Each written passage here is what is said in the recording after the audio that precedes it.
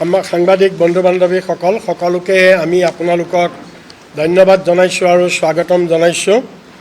আজি মোৰ লগত আছে আমাৰ এগৰাকী ছফ্টৱেৰ ইঞ্জিনিয়াৰ, ইনফেক্ট আমি তেওঁক ছফ্টৱেৰ এক্সপাৰ্ট বুলিয়ে ক'ব পাৰোঁ, কুলদীপ ৰাজবংশী আছে, আৰু আমাৰ বজালী জিলা কংগ্ৰেছৰ সভাপতি গুপ্তমণি শৰ্মা আছে, আৰু লগতে আমাৰ লগত আমাৰ জিয়াউৰ ৰহমান ডাঙৰীয়াও আছে।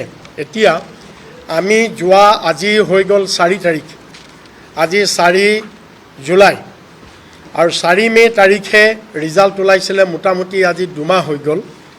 এই 2 মাহৰ প্ৰায় 1.5 মাহ দিন আমি এক্সটেনচিভলি আমি 3জনে আমি এটা ছাৰ্ভে ৰিচাৰ্চ কৰিছিলোঁ।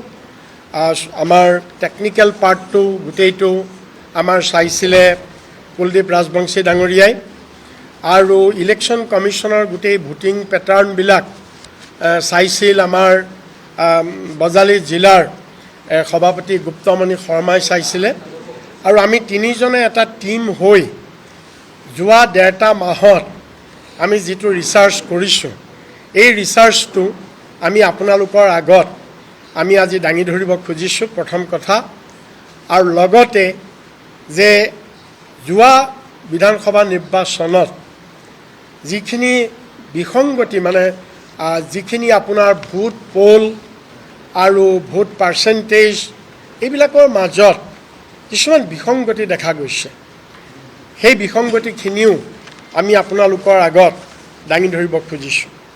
প্ৰথম কথাটো হৈছে যে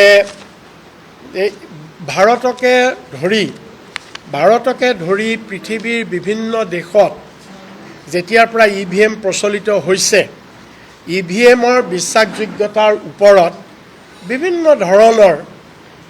ধৰণৰ প্ৰশ্ন উত্থাপন হৈ আহিছে।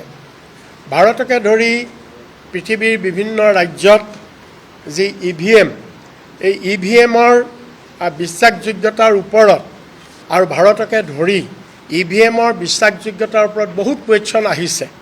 কিন্তু কুৱেশ্যন অহাৰ পিছত আমাৰ ভাৰতত আমাৰ ECI কওক বা সুপ্ৰিম কোৰ্টেই কওক, আমাৰ বিভিন্ন মানুহে যেতিয়া EVM প্ৰথম ষ্টাৰ্ট হৈছিল ভাৰতত, বহুত এক্সপাৰ্টে বিভিন্ন ধৰণৰ ইয়াৰ বিশ্বাসযোগ্যতাৰ ওপৰত প্ৰশ্ন আনিছিলে। কিন্তু সুপ্ৰিম কোৰ্টেও ইয়াক হাইকোৰ্ট, বিভিন্ন বম্বে হাইকোৰ্টতো ইয়াৰ কেছ আহিছিলে, কিন্তু কাকো পতিয়ন নিব পৰা নাইকিয়া, কোনেও কথাটো বিশ্বাস কৰা নাইকিয়া যে EVM মেনিপুলেট কৰিব পাৰি বা মেনিপুলেট হয়, এই কথাটো কাকো বিশ্বাস নিয়াব পৰা নাইকিয়া। এইটো এটা ডাঙৰ কথা। এতিয়া ECI যুক্তিটো হ'ল, ইলেকশ্যন কমিশ্যন অফ ইণ্ডিয়াৰ যুক্তিটো হ'ল আমাৰ ভাৰতত যে EVMটো যেতিয়া ভোট হৈ যায় বা এনি টাইম EVMটো যেতিয়া ভোট হৈ যোৱাৰ পিছত হেৰিয়াত থয়, ষ্ট্ৰং ৰুমত থয়, ই কমপ্লিটলি অফলাইনত থাকে, নাম্বাৰ 1। ইয়াৰ লগত কোনো ইণ্টাৰনেট সংযোগ নহয়, নাম্বাৰ 2, আৰু ইয়াত কোনো ব্লুটুথ কানেক্ট নহয়, গতিকে ইয়াক কোনো কাৰণত টেম্পাৰিং কৰিব নোৱাৰি। এইটো হৈছে ECI যুক্তি, এইকাৰণে ইয়াক টেম্পাৰিং কৰিব নোৱাৰি।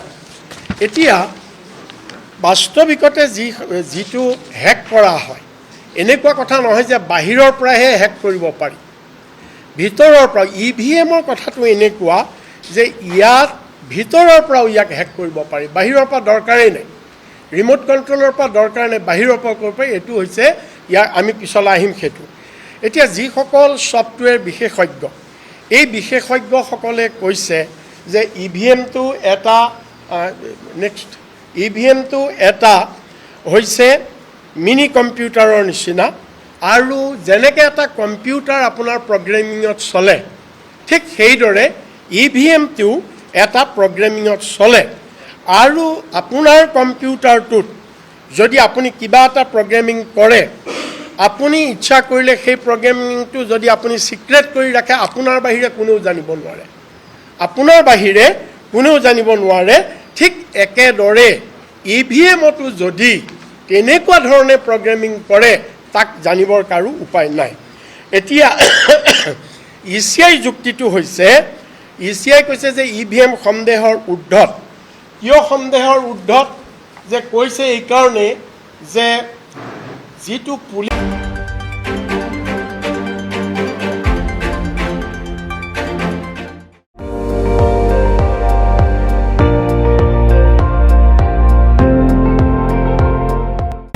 আপুনি চাই আছে ND24 সৰ্বশ্ৰেষ্ঠ নহয় সৰ্বোত্তমৰ দৌৰত।